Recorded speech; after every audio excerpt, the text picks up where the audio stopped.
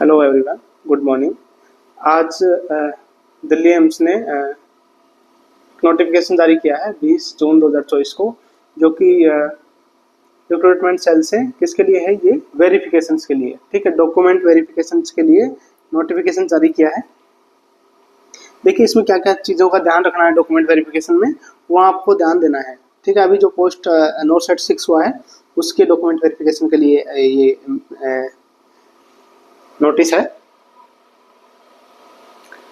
यहाँ पे लिखा हुआ था with reference to advertisement number. ये एडवर्टाइजमेंट नंबर है जो 26/2/24 को निकला था, और रिजल्ट नंबर ये है। 8/5/24 को डिक्लेयर हुआ था। रिजल्ट नोटिफिकेशन ये है। ठीक है, seat allocation AIIMS new Delhi. It is inform that physical document verification of candidate provisionally selected in not set 6 for the post of nursing officer. Nursing officer की पोस्ट पे जो लोग प्रोविजनली सिलेक्ट हुए हैं नोट सेट 6 में, तो उनके लिए डॉक्यूमेंट वेरिफिकेशन होगा। फिजिकली वहाँ पे जाना पड़ेगा आपको। ठीक है, कहाँ पे जाना पड़ेगा? और एम्स न्यू दिल्ली, जो कि कब है डॉक्यूमेंट वेरिफिकेशन? आपकी डेट नोट कर लेना, 27/6/24 को। कब है? 27/6/24 को ये डेट नोट कर लेना। ठीक है, 8:30 AM, सुबह 8:30 AM से चालू हो जाएगा। तो पहले टिकट वगैरह बुक करवा लेना उस हिसाब से, और सारे डॉक्यूमेंट्स इस हिसाब से अरेंज कर लेना। मैं इसमें आपको बता रहा हूँ that candidates are required to report for physical document verification. आपको कहाँ रिपोर्ट करना है? CMET डिपार्टमेंट है, फर्स्ट फ्लोर पे, near BB Dikshit library. AIIMS के अंदर, एम्स दिल्ली में क्या है, एक फर्स्ट फ्लोर पे BB दीक्षित लाइब्रेरी, उसके पास CMET डिपार्टमेंट के अंदर जाना है। ठीक है, 27 तारीख को। कब जाना है? 27/6/24 को। यहाँ आपको जाना है, ये एड्रेस है, इसको भी नोट कर लेना, हाईलाइट कर लेता हूँ मैं। ठीक है, यहाँ पे आपको जाना। ठीक है, इसके बाद देखिए शेड्यूल्ड डेट। जो शेड्यूल्ड डेट है 27 से, कैंडिडेट रिपोर्टिंग टाइम जो रहेगा वो 8:30 से 9 बजे तक रहेगा। तो आपको 8 से 9 बजे तक रहेगा। 8 से 9 बजे तक वहाँ आपको रिपोर्ट करना है। 8 से 9 बजे वहाँ पहुँच जाना है, उसके बाद वेरिफिकेशन चालू होगा। ऐसा नहीं है कि आप 9 बजे बाद जा रहे हो तो आपका वेरिफिकेशन नहीं होगा, लेकिन क्या है, आपको जो टाइम दिया गया है उसमें आप पहुँच जाना ना। The candidates are required to produce the following original documents at the set of the self-attested copy therefore। ठीक है, यहाँ पे क्या करना है आपको, ये डॉक्यूमेंट चाहिए, इसके साथ में सेल्फ अटेस्टेड कॉपी भी चाहिए एक। ठीक है, तो आप 2 कॉपी करके ले जाना। यहाँ पे तो एक ही मांगा है इन्होंने, ए सेट, लेकिन आप क्या करना है, दो सेट सेल्फ अटेस्टेड कॉपी करके आप उसको लेके जाना है। इसमें क्या क्या चीज चाहिएगा? देखिए, रजिस्ट्रेशन स्लिप चाहिएगा, जो आपने फॉर्म भरा था ना, वो वाला फॉर्म, उसी को रजिस्ट्रेशन स्लिप है। And admit card issued by the examination section. Examination section में जो एडमिट कार्ड लेके गए थे, तो वहाँ से वो साइन करके वापस देते हैं ना, वो वाला एडमिट कार्ड आपको ले जाना है। ठीक है, यदि ऐसा साइन करके नहीं देते हैं तो जो भी एडमिट कार्ड है आपका, उसका कॉपी ले जाना है, उसको ले जाना है आपको ना। सर्टिफिकेट मार्कशीट और matricular high school showing the date of birth. Date of birth के लिए जो भी आपके पास सर्टिफिकेट है, जैसे 10वीं की मार्कशीट है या फिर डेट ऑफ बर्थ सर्टिफिकेट भी है, वो भी चलेगा। लेकिन इसके लिए जो मांगा गया है वो सर्टिफिकेट मांगा है, मार्कशीट वाला, जो मेट्रिकुलेशन हाई स्कूल का जो है डेट ऑफ बर्थ के लिए। ठीक है, और सारी मार्कशीट भी आपको लेके जानी है। Certificate of having past required educational qualification. जो एजुकेशनल क्वालिफिकेशन है उसके जो सर्टिफिकेट है वो सब चाहिए। जो भी रिक्रूटमेंट रूल में जो थे 17/3/24 को जो नोटिस निकला था, उसके अंदर उससे पहले जो भी रिक्रूटमेंट रूल है एम्स दिल्ली के, सारे डॉक्यूमेंट्स उसमें चाहिए ना। Registration certificate of A grade nurse state nursing council. अब आप सोच रहे हो कि ए ग्रेड नर्स का वही कौन सा रजिस्ट्रेशन है?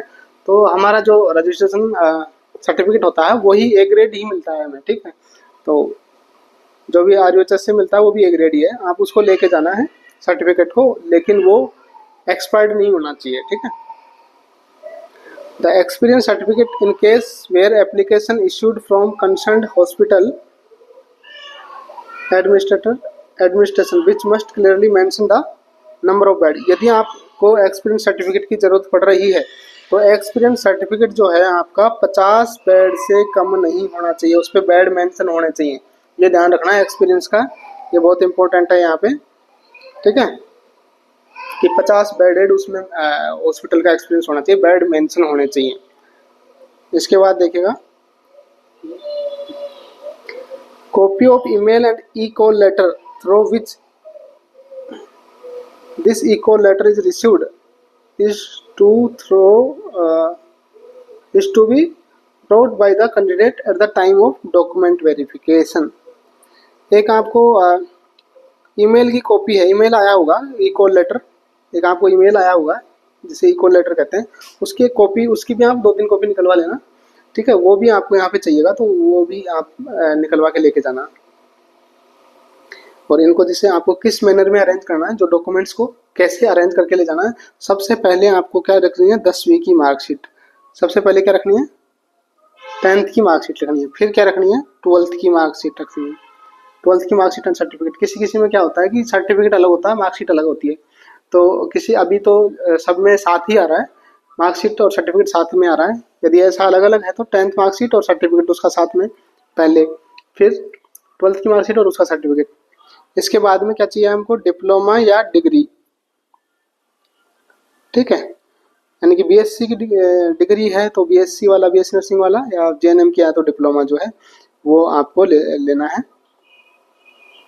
मार्कशीट एंड सर्टिफिकेट, इसमें क्या क्या चाहिए, मार्कशीट सबसे पहले रखना है मार्कशीट, इसकी डिप्लोमा डिग्री जो किया है आपने उसकी मार्कशीट, सारी marksheet, first year, second year, third year, fourth year, इस मैनर में रखना है।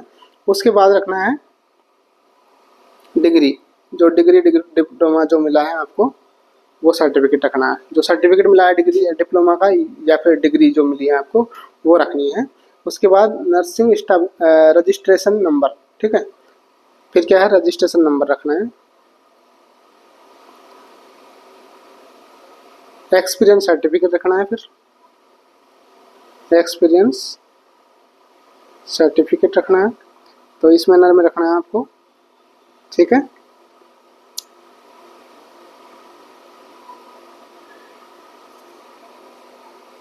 इसके बाद देखिएगा यदि आपने कहीं जॉब कर रहे हो तो वहाँ का एनओसी रखना है फिर आपको, ठीक है। एनओसी भी लेके जाना है, या फिर रिलीविंग लेटर लेके जाना है। यदि आपने जॉब छोड़ दिया तो वहाँ का रिलीविंग चाहिए। इसके बाद photo identity card issued from government authority, जैसे कि आधार कार्ड है या पैन कार्ड है, ड्राइविंग लाइसेंस, कोई भी इनमें चलेगा। तो ये डॉक्यूमेंट्स आपको लेके जाना है, इस मैनर में रखना है उनको, ठीक है। सबसे पहले 10वीं की मार्कशीट, फिर 12वीं की मार्कशीट, फिर सारी जो भी डिप्लोमा डिग्री करी है उसकी मार्कशीट, फिर उसकी डिग्री का डिग्री है तो डिग्री, या फिर कोई डिप्लोमा किया तो डिप्लोमा, फिर रजिस्ट्रेशन सर्टिफिकेट, फिर एक्सपीरियंस सर्टिफिकेट और एनओसी। एक्सपीरियंस सर्टिफिकेट जब एप्लीकेबल है, जीएनएम वालों के लिए ही एप्लीकेबल है, तो वही लोग इसको लेके जाएंगे। और 50 बेड उसमें मेंशन होने चाहिए, 50 से कम नहीं होना चाहिए ना, ध्यान रखना।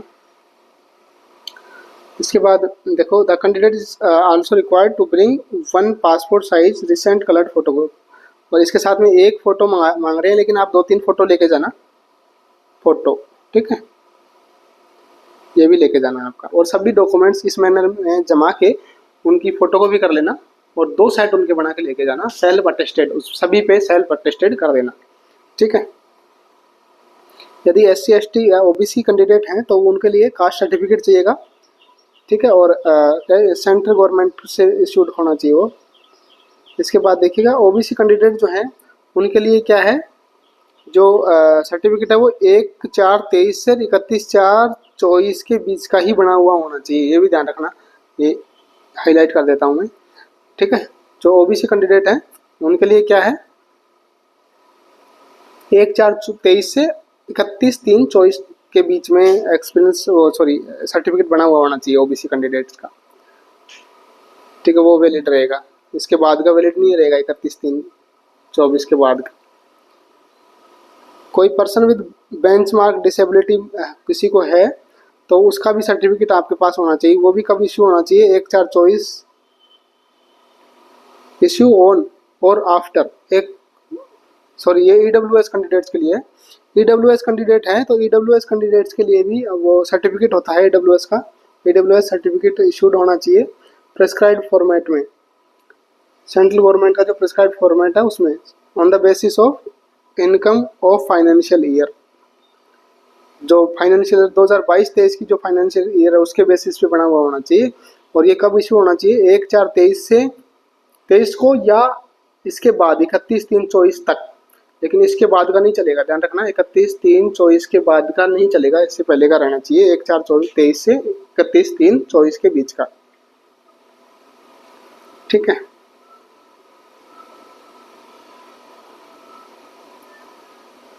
Not later than valid for the year 2023-24 will be considered valid, ठीक है। जो 2023-24 में वैलिड है वो इसमें वैलिड माना जाएगा। और जो एनओसी सर्टिफिकेट है वो भी आपको प्रॉपर लेके जाना है, valid NOC certificate, no objection certificate valid होना चाहिए, वो आपको साथ में लेके जाना है। दूसरा यहाँ देखो बेंचमार्क्स या डिसेबिलिटी पर्सन्स के लिए क्या है, उनके लिए भी जो ये डिसेबिलिटी एक्ट है 2016 उसके सर्टिफिकेट, डिसेबिलिटी सर्टिफिकेट होना चाहिए उसके पास इस रूल्स के अकॉर्डिंग। मेडिकल बोर्ड जो authorised medical board and pro forma है उसी के और उसी परफॉर्मा में होना चाहिए, और अथॉराइज्ड मेडिकल बोर्ड से वो अथॉराइज्ड होना चाहिए, ठीक है। जो एक था उसके अकॉर्डिंग ये सब उसमें फुलफिल होने चाहिए। तो ये डिसेबिलिटी मार्क्स का सर्टिफिकेट आपके पास होना चाहिए, बेंच मार्क्स या डिसेबिलिटी सर्टिफिकेट। इसके बाद देखिएगा,